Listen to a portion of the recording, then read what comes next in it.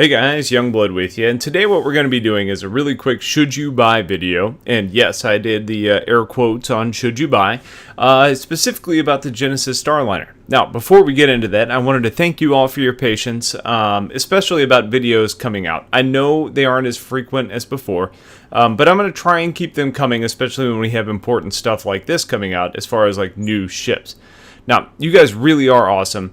And I want to let you guys know that I'm squeezing this in, and while I may sound quiet or a little different than normal, it's because the wifey is sleeping, so please bear with me. So with that out of the way, let's go ahead and just jump right on into it. Okay, so what is the Genesis Starliner? And that's a really good question, and it comes to us from an unknown manufacturer, at least to us as consumers, which is Crusader Industries. Now, Crusader isn't a quote-unquote new manufacturer as far as the lore is concerned and the information that CIG gives to us, but as far as ships being released, it certainly is new. Now, the Crusader is labeled as the premier UEE company for developing Starliners and transport ships. Now, if I would have guessed on this, I probably would have said this would have gone to the Mist company. But I guess I was wrong. And the manufacturer is located in the Stanton system and is apparently known for delivering, like civilian and military ships. So with that being said, the focus appears to be on civvy ships. But who really cares about all that, right? So let's go ahead and just start talking about this ship.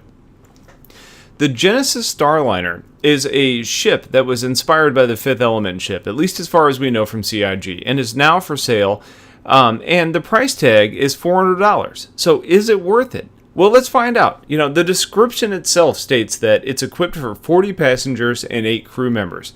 So that in itself is kind of neat, But before we really start talking about practicality here, it's a big ship.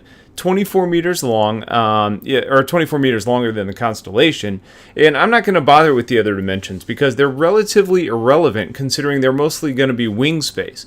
Now, its weight is really, really high. It's over 3 times the weight of the Andromeda, but it does have 4 TR7 engines to move it along.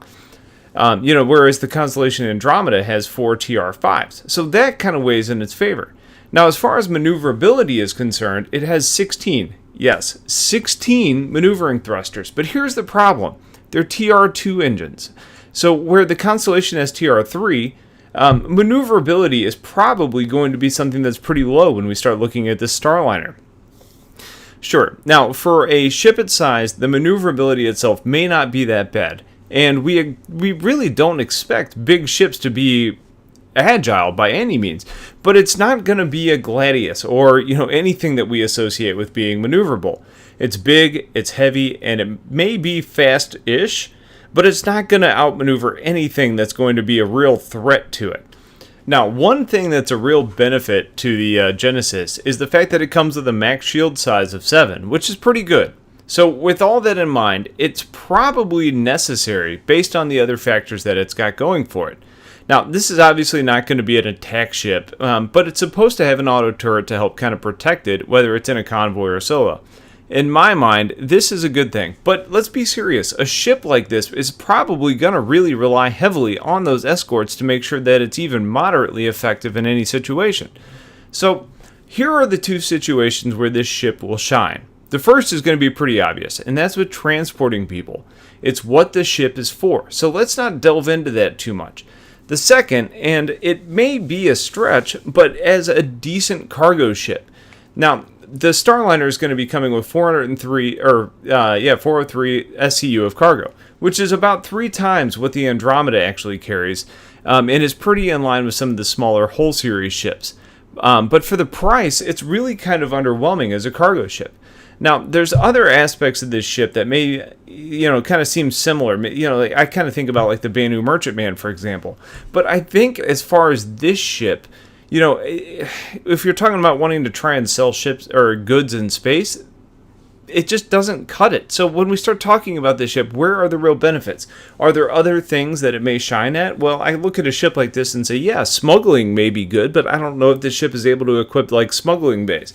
If that ends up being the case, then there may be more value. CIG has said that the internal modularity of this ship is what gives it some level of flexibility. And to me, it's just not worth it. Yeah, so sure, you can convert your 40 bunks into the which are going to be economy class into 10 first class bunks, or maybe you can make it into a pure transport ship. But for the price tag, I feel that there's just several other ships that make this, I don't know, kind of obsolete. But it's at least a pure, kind of a poor choice at best. So CIG mentions that this is the first ship that is released without a real purpose, or at least you can kind of read between the lines and see that. So outside of taking people from point A to point B, in practicality, the ship just really lacks a ton of purpose. So let's just go ahead and kind of cut to the chase. Should you buy this ship? And I think the answer for 95% of you is going to be a very simple no. I don't care about the modularity mentioned, because what you get for the money is basically a 777 Dreamliner. It just lacks the basic ability to be really anything else. If the ship was maybe $300 instead of $400, I may feel differently about this, but based on what I have personally seen, there's better options. If you want a transport ship, get a whole series. If you want a floating market, the Banu Merchantman is much better. So for the 5% of you who I say should possibly buy this ship, I think it's for those that have dreams of flying a cruise ship in space. Or maybe for people who leave kind of, maybe like the heads of massive organizations who have the need to move people from point A to point B to support operations.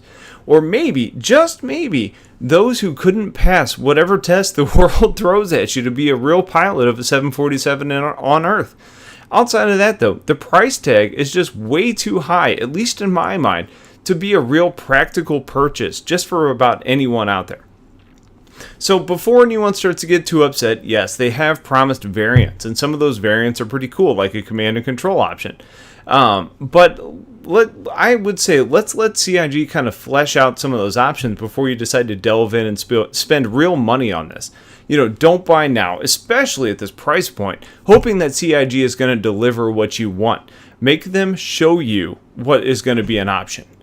So it's, for me, and for most of you guys, I beg it, it's probably not worth the money at this point. And they have promised that it's going to be a money maker, and I have complete faith that CIG is going to deliver on that. But compared to the other options that we have right now, it's just probably not worth your money. And that's kind of my opinion at the moment. So if you guys have questions, please feel free to put them in the comments. You're going to get impressions from other viewers. I'll try and get in some responses as well. And to give you guys kind of a preview of what's coming up next, I think it's probably going to be a video comparing the X52 Pro to the X55, especially since I've been able to use both of them lately. So make sure that you're staying tuned for that. Otherwise, I appreciate you guys being here. Have yourselves a wonderful night, and I'll talk to you guys later. Take care.